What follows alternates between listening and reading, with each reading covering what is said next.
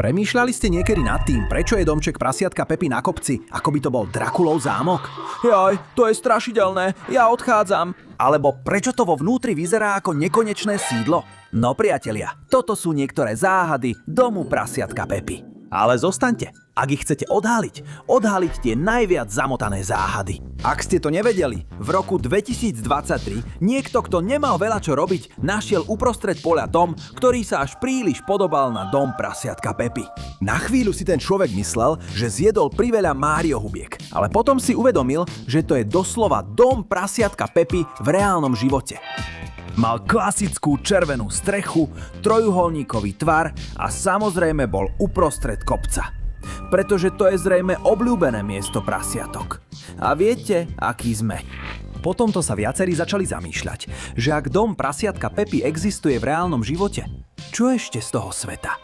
Že aj to existuje. A bum, kamaráti! Hneď sme sa pustili do hľadania, čo ďalšie by mohlo byť skutočné, ako keby sme boli závislí na Coca-Cole. Pretože na začiatku všetko vyzerá veľmi nevinne. Je tam prasiatko Pepa, mamka prasiatko, George so svojím tatkom, ktorý vyzerá, že dostane infarkt, keď lezie na kopec. A aha, ale prečo do čerta zvonku vyzerá dom Pepy ako úplne skromný domček? Vyzerá, že sa tam ledva zmestí posteľ a mixér. Ale zvnútra má obývačku, kuchyňu, jedáleň, schody do nekonečna a ešte ďalej. A stále tam zostáva miesto, aby tam tatko prasiatko mohol pristáť tvárou napred. Nie, to je úplne šialené. Ako to urobili? Prečo môj dom taký nie je, kámo? Postavil ho Doktor Strange? Pretože keď sa na dom pozrieš zvonku, nezmestí sa tam ani George so svojím dinosaurom. A to nie je to najčudnejšie, pretože v jednej epizóde mama prasiatko spomenie niečo, čo s tým vôbec nesúvisí. Povie, že v pivnici je baterka. Myslím, že v pivnici je baterka. Pivnica. Urob to ty. Ty syn. Tu nie je nikto tvoj zamestnanec. Urob to. Pivnica. Opakujem, pivnica. Hovoríš mi, že ten malý domček na kopci v tvare zle zloženého trojuholníka má pivnicu? Kde? Pod kopcom? Vo vnútri hory?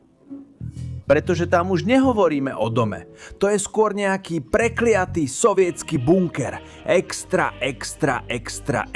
veľký. Mama prasiatko to hovorí, ako by to bolo normálne. Ako by všetky rodiny prasiatok mali pivnicu pod kopcom. Nie, pani. Radšej mi to vysvetlite. Nech mi to niekto vysvetlí. A potom príde ďalšia epizóda, ktorá všetko ešte zhorší. Tá s obytným autom. Rodina vojde do karavanu, ktorý zvonku vyzerá maličký. Ale vo vnútri má postele, priestor, úložisko a všetko možné. To znamená, že aj obytné auto má syndrom továrne z Poppy Playtime. A Pepa sa nebojí. Takže aké britské čarodejníctvo je toto? A najšialenejšie je, že Pepa hovorí, že to vyzerá ako jej dom. Karavan je ako náš domček. Aké vtipné. A Ela už býva v dome, ktorý každý deň porušuje zákony fyziky. Pre Pepu je vojsť do nemožného priestoru ako povedať jasné, ako u mňa doma. Možno to, čo vidíme na kopci, je len vchod. Ale skutočný dom je pod ňou, vo vnútri kopca. Verzia pre milionárskych prasiatka. Pretože naozaj, viete si predstaviť, koľko stojí vykopať celý kopec? Teda, urobili to lietajúcimi strojmi alebo čo? Toto je jediný spôsob, ako mi dáva pivnica trochu zmysel. Takže domček Pepy nie je na kopci. Je zasadený do kopca. To znamená, že Pepa má ako dom celý kopec, priatelia. Ale počkajte, pretože celé mestečko je tiež veľmi zvláštne. Všimli ste si, že takmer všetky domy v seriáli Prasiatko Pepa sú na kopcoch? Nikto nebýva na normálnej ulici. Nie sú tam žiadne domy vedľa seba. Všetci bývajú oddelene, vyvýšene. Ako by bolo mestečko navrhnuté proti tsunami. A práve tu prichádza na rad epizóda o záplave. V tejto epizóde môžeme vidieť, ako padá biblický lejak a voda stúpa a stúpa. A na chvíľu to vyzerá, že všetko bude zaplavené.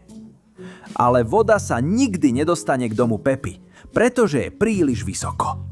A nie len Pepin dom, aj ostatné, akoby...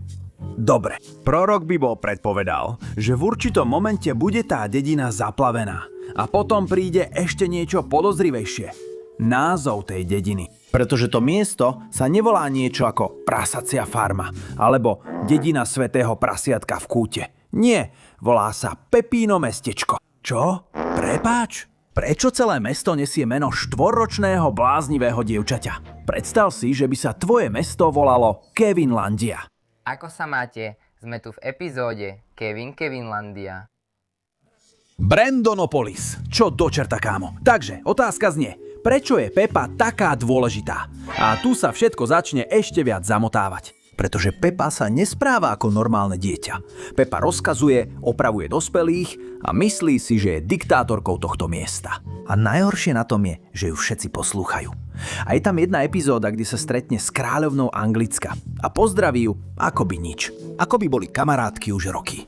Pepa príde ku kráľovnej a v podstate jej povie: vy skočte do kaluže blata. Nie. Nemôže obísť kaluž blata. Musí do nej skočiť. Stoj! Stoj! Musíte si obuť svoje čižmy. A kráľovná ho posluchne. Brach, predstav si, že máš 4 roky a dávaš pokyny britskej monarchii. A čo je zaujímavé, kráľovná sa vôbec nehnevá. Jednoducho posluchne. Takže sú dve možnosti. Buď bola kráľovná v pokornom móde, alebo má Pepa taký status, ktorý my nechápeme. Ahojte chlapci a dievčatá, sme v mojom intre. 3, 2. 1. Možno jeho rodina založila toto mesto. Toto je už dosť čudné, priatelia. A s týmto mi napadá ďalšia otázka. Čo sa stalo v mestečku Peppy Pig, že sa rozhodli žiť v oblakoch? Myslíte si, že sa stala nejaká katastrofálna potopa a preto sa rozhodli postaviť svoje domy na vrcholoch kopcov? Pretože keď sa na to pozriete bližšie, dizajn mestečka a jeho rozloženie vyzerá byť dosť strategické. Na vrchole kopca nemyslím si, že by tam prišli nejakí predátori. Dokonca ani záplava nedokázala dosiahnuť žiadny dom. Takže skôr všetky tieto prasiatka už mali rozum. A preto sú všetky domy takéto. Pravdepodobne to boli predkovia rodiny Pigovcov, ktorí to odporučili. A práve z tohto dôvodu na počesť rodiny Pigovcov pomenovali dedinu takto. Nie len preto, že si Pepa myslí, že je sebavedomou kráľovnou dediny. A toto by boli logické vysvetlenia, ktoré ja nachádzam pre tieto záhady. Čo si však vôbec neviem vysvetliť je to, aké obrovské sú domy zvnútra. Tak mi povedzte, či by ste chceli vidieť, aký veľký je dom Peppy Pig v skutočnom živote vo videu. No, toto boli jedny z najčudnejších vecí, ktoré sme našli vo svete Peppy Pig. Napíšte do komentárov, ak poznáte ešte nejaké ďalšie veci. Alebo ak by ste chceli vidieť video o najabsurdnejších chybách Peppy Pig. Budeme čítať vaše komentáre. Vidíme sa vo videu. Ahoj.